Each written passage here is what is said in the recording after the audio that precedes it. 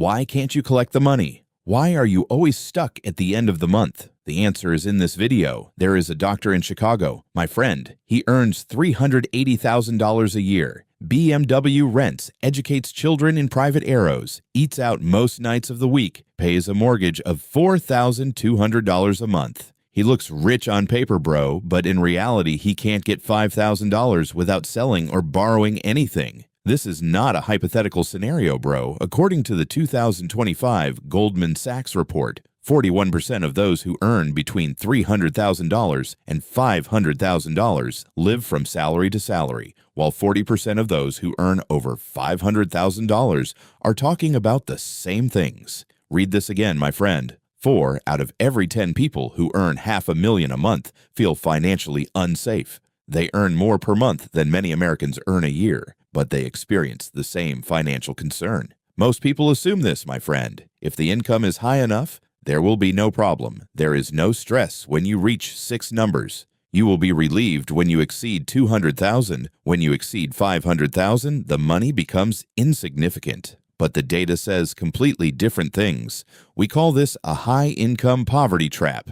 My friend, people earn more, spend more, stay the same without saving what percentage of nothing, and wake up at the age of 55 and try to remember where everything went. The trap doesn't care how much you earn, my friend. He's just interested in how much you hold. Now, I'm telling you exactly how this trap works. Take your tea and coffee. Listen to me well. Research reveals something very interesting, my friend. It is observed that those who earn $100,000 a year live from salary to salary compared to those who earn $50,000. In a study, it says that 48% of those who earn $100,000 and above live from salary to salary, and this rate is 36% for those who earn over $200,000. Bank of America's analysis, on the other hand, defines those who spend more than 95% of their income on compulsory expenses as living from salary to salary, and about 20% of households that earn more than $150,000 have this definition,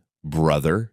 These are not people who do not know mathematics. On the contrary, most of them are highly educated professors. They know compound interest. They analyze pension projections. They also know they need to save more. But the trap works with psychology, not arithmetic, my friend. When income increases, spending increases at the same rate. This is called lifestyle inflation, and it happens so slowly that most people don't even understand. Dinner for $15 goes up to $25. Honda becomes a BMW. A house with a guest room that no one uses is bought. Every upgrade alone seems reasonable. You deserve it. You can afford it. The math is consistent. But while the upgrades accumulate, the savings remain constant, brother. And when it turns into a luxury habit, stepping back feels like giving up wealth. The picture of the research done by the real millionaires is completely different, bro. The findings of the book, Your Millionaire Neighbor, recommend that the vast majority of millionaires do not seem rich.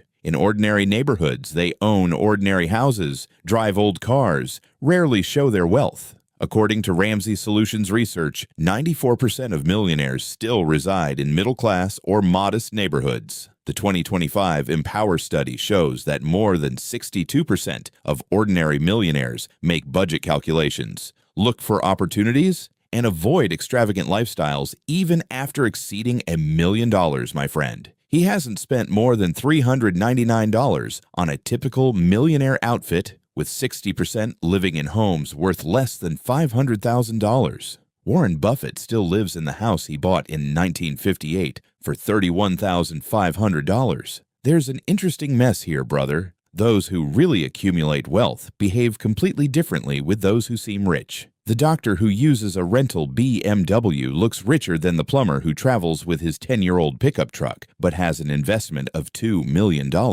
The authors of the book, Your Millionaire Neighbor, have identified 2 very useful categories. My friend, PAW, that is, the extraordinary accumulators of wealth, and UAW, the insufficient accumulators of wealth. A cleaner earning $50,000 a year can be more POW than a doctor earning $700,000. It is the spending habits that determine the category, not how much income you have. Their formulas are that simple, bro. Multiply your age by your annual gross household income, divide by 10. The resulting number is the net value that should be. A 50-year-old who earns $250,000 should have a net worth of about $1.25 million. Those below this threshold are made up of people who spend their income and cannot accumulate wealth. And most people with high incomes make this test a dramatic failure figure. Schwab's 2025 Modern Wealth Survey shows that Americans think they need $2.3 million to be considered rich. My friend, they believe it takes $839,000 even to feel financially comfortable. By the way, the median net worth of American houses is about $193,000. The gap between what people think they need and what they really have is huge.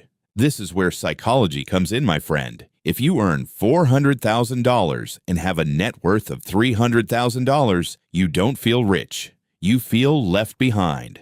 The hedonic treadmill is still spinning and you run to count in the same place. 63% of respondents in the Schwab survey think it takes more money than last year to get rich this year. The Castle polls are constantly moving, brother. Someone reaches the net worth of $500,000 and sees that being comfortable now requires $839,000. It reaches $1 million and thinks that wealth now means $2.3 million. No amount is ever enough because the definition of adequacy is always different. Spending patterns reveal how the trap works in real life. Bro, the average credit card balance of households that won over $100,000 in 2025 was $12,760. The top 20% of the winners carry 35% of the total U.S. credit card debt, which represents a very small population share. Low-income households need credit cards to survive. My friend, cash is decreasing before the end of the month. High-income households use credit cards to maintain their current standard of living.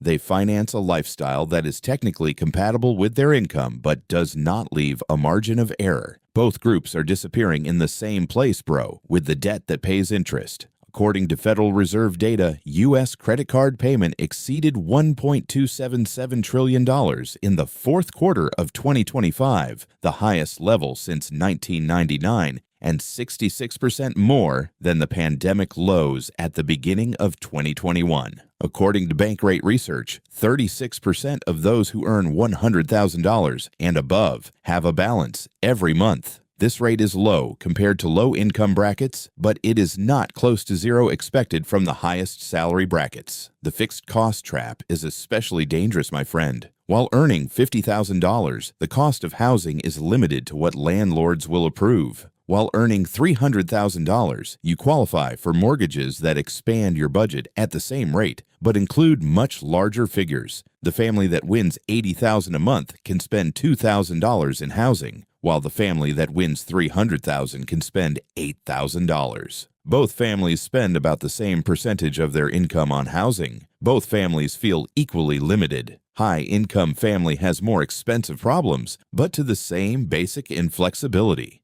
Private school fees, multiple car payments, holiday home expenses, club memberships.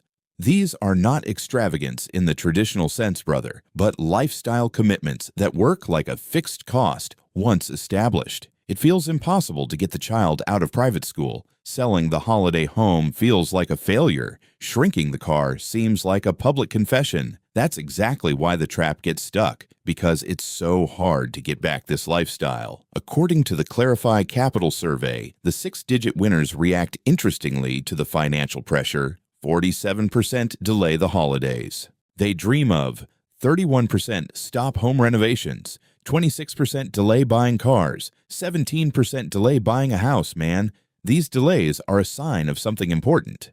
High-income people notice that they are nervous. They just don't change the spending patterns that create this restriction. Savings rates tell the whole story, bro. According to the Bureau of Economic Analysis, the U.S. individual savings rate was 3.6% in December 2025. Americans collect about $3.6 of every $100 disposable income. At the pandemic summit, this rate had risen to 33.8% in April 2020. Incentive checks came, spending opportunities disappeared, and Americans accidentally experienced what aggressive savings were like. That money is gone now. This pattern is valid for all income levels, my friend. Now this is the real critical finding. High winners save a little more in absolute dollars, but savings rates often remain equally low because spending scales with income. If someone who earns $75,000 a year accumulates 4%, he accumulates $3,000 per year.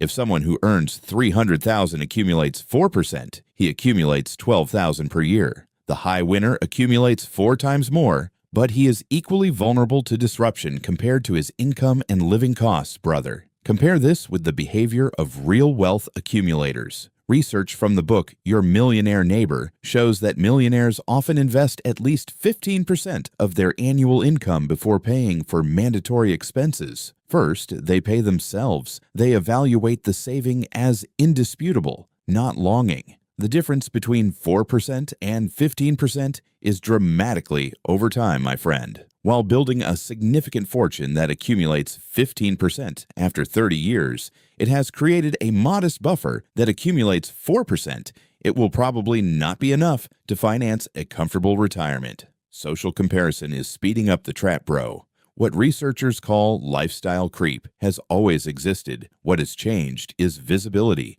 Social media shows everyone the holidays, renovations, and exchanges of others in real time. The 2025 Goldman Sachs report clearly showed the pressure not to be left behind from neighbors as a trigger for living from salary to salary among high winners. People who work with 6 digits feel pressured to keep up with their peers' expenses, even if they don't hold math. This creates a strange dynamic, my friend. People in the top 5% income group feel financially inadequate because they compare themselves to the top 1%, or perhaps even more than themselves, with carefully selected social media versions of people who may be indebted. The comparison is no longer just against neighbors, but against everyone in a stream that only shows the highlights. Optional spending data reveals where the money actually goes, bro. According to Empower data, food delivery expenditure increased by 10.2% from $162 to $179 per month. Broadcasting services expenditure grew by 12.5%. Driving service expenditure increased by 7.9%. These are categories of convenience. Every individual spending is small. Coffee chains, delivery applications, subscription services. No one notices gradual accumulation. But it's $179 a month, $2,148 a year, my friend. When streaming services, drivers, subscription boxes, premium applications are added, it reaches a significant number without bringing total sound. The high-income version is bigger numbers, but the same psychology, bro. First class instead of economy, hotel instead of Airbnb, restaurant instead of cooking at home. Every upgrade makes you feel small, but it's combined with a lifestyle that requires full income to sustain. According to research, millionaires spend differently. My friend, 44% spend more on experiences than luxury goods, but they are selective about which experiences are important. They spend it on their value. They cut it mercilessly elsewhere. This selective frugality makes real wealth builders different from high winners caught in the high-income poverty trap, brother. Another layer of regional size is added. In Schwab's survey, San Francisco residents say it takes $4.4 million to be considered wealthy, Southern California at $3.4 million, New Yorkers $2.9 million. Living in high-cost areas inflates both expenses and expectations at the same time. Making $300,000 in Kansas City offers a dramatically different lifestyle compared to those in Manhattan or San Francisco, man. Someone who earns $350,000 in New York can really feel financial pressure because he consumes a large part of the cost of housing, taxes, and basic expenses income. They receive coastal salaries and pay shore prices, which often erases the income advantage. The contrast with the picture of real millionaires is striking, bro. Research consistently shows that 79% of millionaires got rich with their own efforts and did not inherit. Only 31% earned an average of $100,000 or more during their careers. Most built wealth in modest incomes with consistent behavior over long periods. 73% of millionaires have never had a credit card balance, my friend. They understood that compound interest works for or against you and chose to stay on the right side. The average millionaire worked, accumulated, invested for 28 years before crossing the $1 million threshold. Most of them did not reach this until they were about 49 years old. The road was gradual and boring, not dramatic and sudden, bro. This timeline is important because it shows how much the high-income poverty trap costs. If someone who earns $300,000 never saves 15 years, he has ignored the most valuable compound years. Even if it starts to save later, it cannot be taken back. Even the most important thing is that time is lost. There is a way out, my friend, but it requires disturbing choices. Breaking the high-income poverty trap requires facing a question that most people avoid. What are all these expenses really for? The doctor who earns $380,000 can save $100,000 a year if he wants. He earns enough, just spends enough to prevent it. Choosing different means accepting that BMW can be a Honda. Maybe the private school is not necessary. Eating in a restaurant every night offers ease, not nutrition. The house full of guest rooms mostly affects people who are not important. These sound like judgments, but the elections have actually become visible, brother. Someone who really values special education and good food should spend on those things, but he should do it consciously, understanding the cost of opportunity, not automatically because it's what people of their own income level do. The high-income poverty trap is not about deprivation, my friend. It's about intention. Most of those trapped have never consciously chosen their spending patterns. He gradually accumulated expenses. Every decision alone is reasonable until all income is committed. Reversing the pattern requires checking each duplicate expense and questioning whether its value is proportional to its cost. Most of the time, the answer is no. Subscriptions are not used, square meters are empty, vehicles are less used, memberships provide status rather than usability. The automation principle works at every income level, bro. Saving the rest without spending doesn't work. It works to spend the rest without saving. If someone who earns $400,000 automatically directs $120,000 a year to investment, he will accumulate a significant fortune regardless of how he spends the remaining $280,000. Still, he will live well. He will only earn the same amount and live less well than he never accumulates. The difference between these two people meets dramatically over time. My brother, after 20 years of consistent investment, he has a wealth that will last for generations. The spender, on the other hand, has lifestyle memories and minimal presence. The math is clear, my friend. If you earn $300,000 and save 30%, you will save $90,000 a year, excluding returns on investment. With an average return of 7% in 20 years, this reaches about $4 million.